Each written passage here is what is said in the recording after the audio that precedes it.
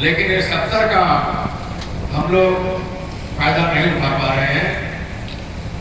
इसके पीछे हमारी अशिक्षा है, अज्ञानता है, कमजोरी है। अशिक्षा के कारण हम लोग सत्ता का महत्व नहीं समझ पाते हैं। अज्ञानता के कारण हम लोग अपने वोट का महत्व नहीं समझ पाते हैं। और अशिक्षा और अज्ञानता के कारण हम लोग कमजोर हैं। आर्थिक रूप से हमारे देश में लगभग 100 में से 80% लोग अभी भी रोजाना कमाते हैं, रोजाना खाते हैं। चंद मुट्ठी भर लोग 10-12% लोग ऐसे हैं जो बड़े जमींदार हैं, बड़े फैक्ट्रियों के मालिक हैं, बड़े उद्योगपति हैं। ऐसे देश के अंदर लोकशाही और लोकतांत्रिक व्यवस्था हम लोगों को सूट नहीं कर पा रही है। हमारे लिए ये व्यवस्था फायदेमंद साबित नहीं हो पा रही है। इसके लिए परम पूज्य बाबा साहब डॉक्टर भीमराव अम्बेडकर जी ने हम लोगों को पहले ही सचेत किया था। जब वो जिंदा थे तब उन्होंने कहा, देश देश के गरीब कमजोर लोगों,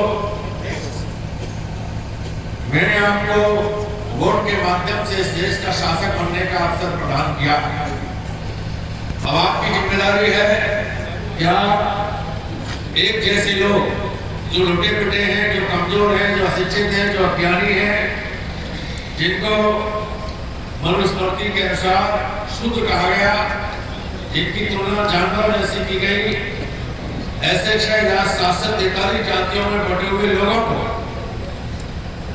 इस देश में मान सम्मान और स्वाभिमान का जीवन जीने के लिए अपनी पार्टी बनानी होगी, भाईचारा बनाना होगा, अपने लोगों को जिताना होगा, इस देश की सत्ता को अपने हाथ में लेना होगा। बाबा साहब का ये कहना था कि राजनीतिक सत्ता वह मास्टर चाबी है जिससे सारी समस्याओं के ताले आसानी से खुल सकते हैं। साथ ही साथ 26 जनवरी 1950 को बाबा साहब ने हम लोगों को सचेत किया था। उन्होंने कहा ये संविधान मत से देश में लागू होगा, हम लोग गणराज्य के नागरिक होंगे। इस संविधान के अनुसार भारत के प्रत्येक नागरिक को प्रत्येक क्षेत्र में बराबरी का अधिकार मिलना चाहिए। भारत सरकार की जिम्मेदारी है कि संविधान में लिखे गए जो अधिकार है वो आम जनता तक पहुंचे। इसके लिए व्यवस्था हुई। आम जनता को शिक्षित करने के लिए सरकार की तरफ से शिक्षण संस्थाएं खोली गई। प्राइमरी, जूनियर, इंटर, माध्यमिक, डिग्री, इंजीनियरिंग, मेडिकल, हर प्रकार की शिक्षण संस्थाओं आम नागरिक को शिक्षा देने के लिए सरकार ने खोले। लोगों के इलाज की व्यवस्था के लिए चिकित्सालय खोले। लोगों की सुरक्षा के लिए थाने, चौकी, पुलिस प्रशासन की एक बड़ी व्यवस्था की गई। लोगों को विकास मिल सके, गांव बस्ती मोहल्ले का विकास हो, लोगों को सुविधाएं मिले, इसके लिए बहुत सारे दफ्तर खोले गए जिनको हम विकास भवन, आरटीओ ऑफिस, विद्युत विभाग और बहुत सारे दफ्तर जो भी खोले गए हैं वो सब आम जनता के विकास के लिए, आम जनता को सुविधाएं देने के लिए खोले गए। क्यों खोले गए?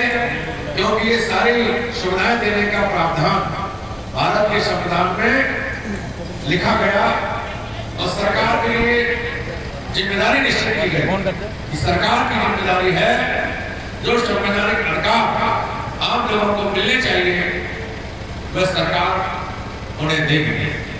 लेकिन बाबा साहब ने शक जाहिर किया था। उन्होंने कहा यदि ईमानदारी से इस संविधान को लागू किया गया तो इस देश के आम नागरिकों के चेहरों पर केवल 10 साल में ही प्रसन्नता दिखाई देगी, खुशी दिखाई देगी।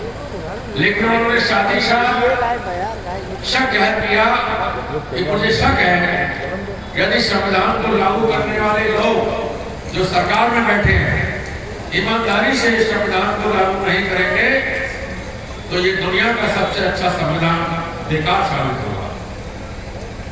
आज संविधान को लागू हुए 75 साल हो गए। 75 साल के बाद संविधान में जो अधिकार हमें मिले वो आज तक नहीं मिल पाए। यहाँ पर चंद मुट्ठीभर लोग जाति के आधार पर, धर्म के आधार पर, गरीबी और कमजोरी के आधार पर निर्णय लेते हैं।